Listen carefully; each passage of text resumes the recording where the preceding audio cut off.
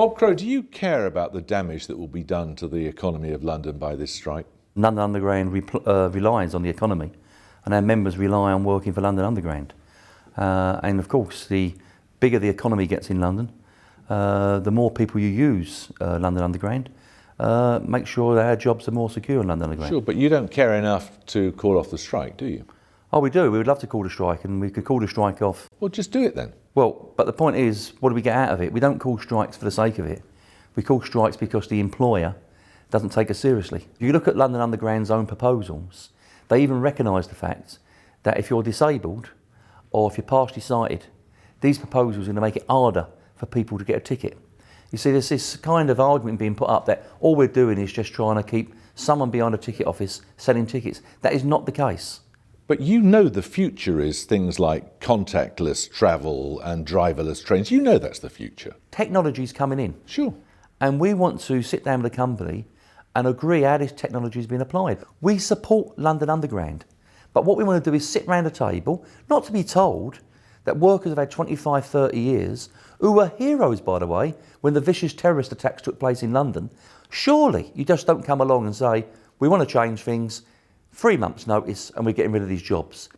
We're quite happy to look at change. We've had change all our life, Jeremy. We've been crying out for change. How can you We've be argued crying for out years for after change years. when you're opposing change? No, we're not opposing change. We're opposing how it's implemented. Surely we're entitled to ask these questions as a trade union. I mean, we might as well pack up shop. If a trade union can't ask for safety at the workplace, safety to and from the workplace, decent pay, decent conditions, we might as well pack up as a trade union. It's taken us decades upon decades to get legislation in place to make sure our members do have proper place at workplace, and this crowd want to take them all away. But you know the way this is going. Great unions, once upon a time, are now shadows of their former selves. Even the Labour Party is proposing to reform the way that the role of the unions in the choosing of the leader and so on. All across the board, unions are in retreat. And unions like yours have very little to look forward to, do they?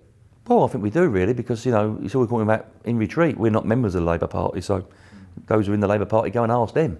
But the fact is our membership's gone up from 53,000 to 81,000 in the last 12 years. The railways is a growing industry. And yes, you know, as soon as a new piece of technology comes in, Jeremy, for example, you buy a new television, it looks fantastic, 6 months later, it's old. But you cope with that. We don't go around the place and saying that because central heating's coming in, that we still want chimney sweepers. Because, you know, houses are being built without chimneys, so what do you do with them? You turn the chimney sweepers into central heating engineers. That's what you do, and that's what we're saying about London Underground. If a skill ain't going to be there anymore, then we use those skills and we diversify to pick those skills up and use them somewhere else. I just wonder, when you look at it, whether you don't think you see the future of work, you see the marginalised role of trade unions in many areas of life, whether you don't feel you just belong in a different time. Well, no, I belong in 2014. You're a dinosaur. Well, you know, at the end of the day, that was around for a long while. When people join a trade union, in our view, they do for one thing and one thing only. Job security, being safe, best possible pay, best possible conditions, decent pensions, and a world that lives in peace. That's what we strive for. And if we're not going to put that on the agenda, who else is going to? Is the Labour Party going to put it on the agenda? Who's going to be our people out there in the street that's going to hold the banner for us if the trade union don't hold the banner?